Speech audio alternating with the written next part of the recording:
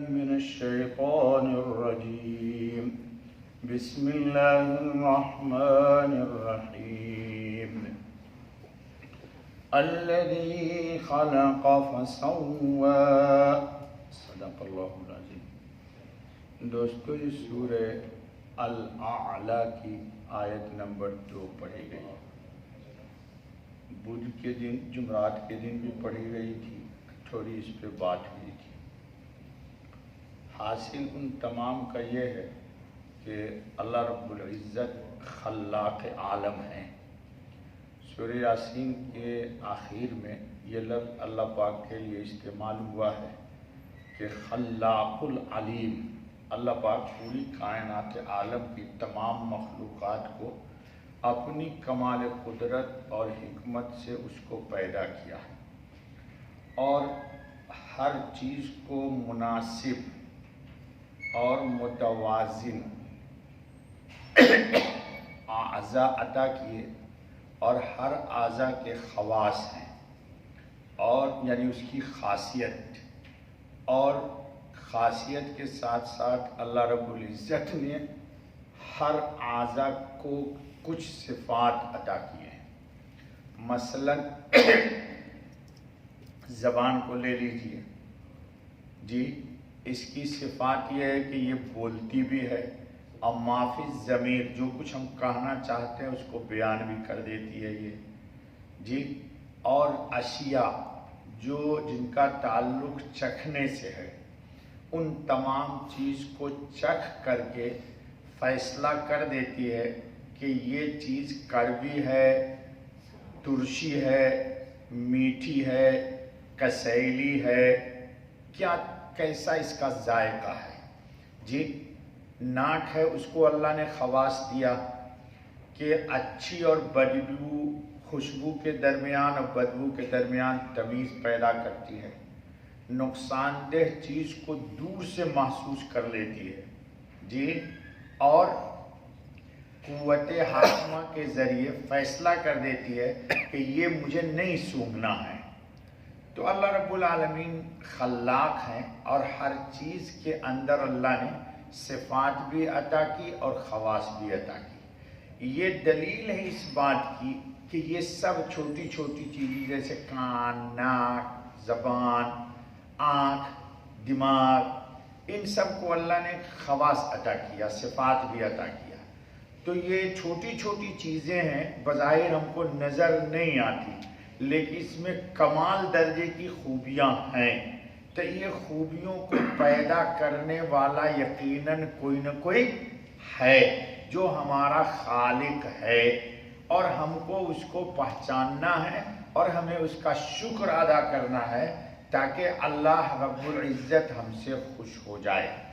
صاحب تفسیر مظہری بڑی زبردست بات لکھتے ہیں، پھر علامہ عثمانی کیا کہتے ہیں سنیے، یعنی پھر اس نے فسوا، پھر اس نے ہر چیز کے اجزاء متناسب اور متوازن بنائے، یا یہ مطلب ہے کہ جن ناقابل تصور منافع اور مصالح کے پیش نظر اس نے بنانا چاہا، ٹھیک ویسا ہی بنا دیا، جیسا اللہ نے چاہا ویسا ہی بنا دیا جی۔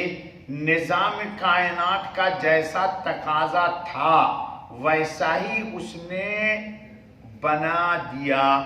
اب آپ دیکھتے ہیں کہ انسان کے جسم کے اندر پیٹ میں آنت ہے، اور آنت کے اوپر ہر انسان کے چربی ہے جس کو آپ فیٹ بولتے ہیں۔ تو یہ ایسے ہی نہیں ہے تاکہ باہر کی گرمی یا سردی کا زیادہ اثر انسان پہ نہ ہو جی۔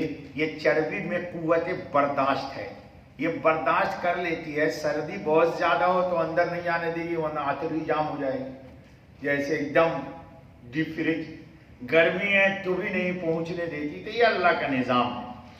اسی بنا پر کہا گیا کہ جیسا بنا دیا گیا، کیا پیاری بات لکھی، اس سے بہتر ممکن ہی نہیں، جو بنا دیا اللہ نے اس سے بہتر کوئی بنا ہی نہیں سکتا۔ یعنی نظم کائنات کے تقاضے کے مطابق کوئی تخلیق موجودہ تخلیق سے بہتر نہیں جیسا اللہ نے بنا دیا اس سے بہتر ممکن ہی نہیں ہے۔ علامہ عثمانی لکھتے ہیں معتدل و کامل تخلیق یعنی جو چیز بنائی عین حکمت کے موافق بہت ٹھیک بنائی اور باعتبار خواص و صفات اور ان فائدوں کے جو اس چیز سے مقصود ہیں اس کی پیدائش کو درجہ کمال تک پہنچا دیا۔ الحمدللہ قوت انسان کے دماغ میں عطا فرمائی اور سب کو اخذ کر لیتا ہے، یاد کر لیتا ہے۔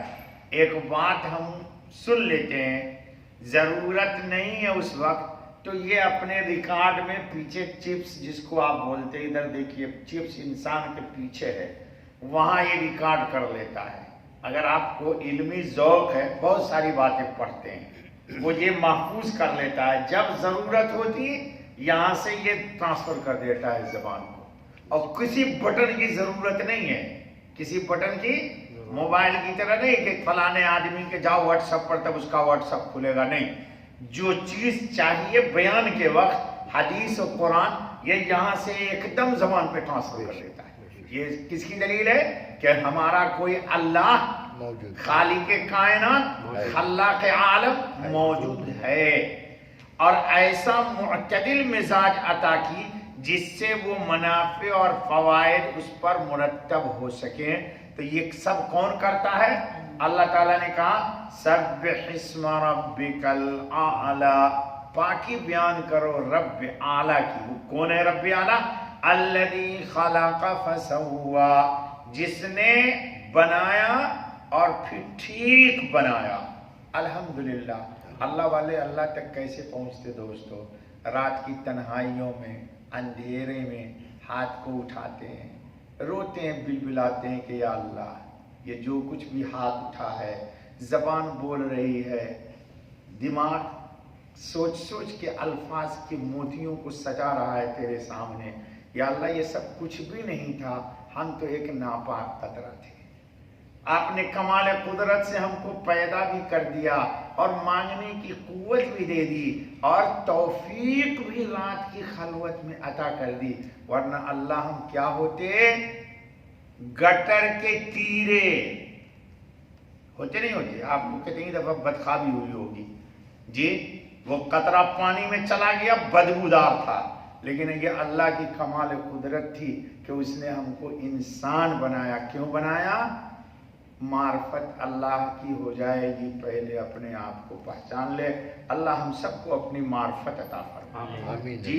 وہ ایک وحدہ لا شریک لہ ہے، اس کا کوئی ذات میں صفات میں کوئی بھی شریک ہے ہی نہیں، اور ممکن بھی نہیں کہ کوئی اس کا شریک ہو جائے۔ اللہ ہم سب کو کمال ایمان عطا فرمائے۔ بس بابا سبحان اللہ بحمدہ سبحان اللہ العظیم سبحانک اللہم و بحمدک اشہد ان لا الہ الا انت استغفرک۔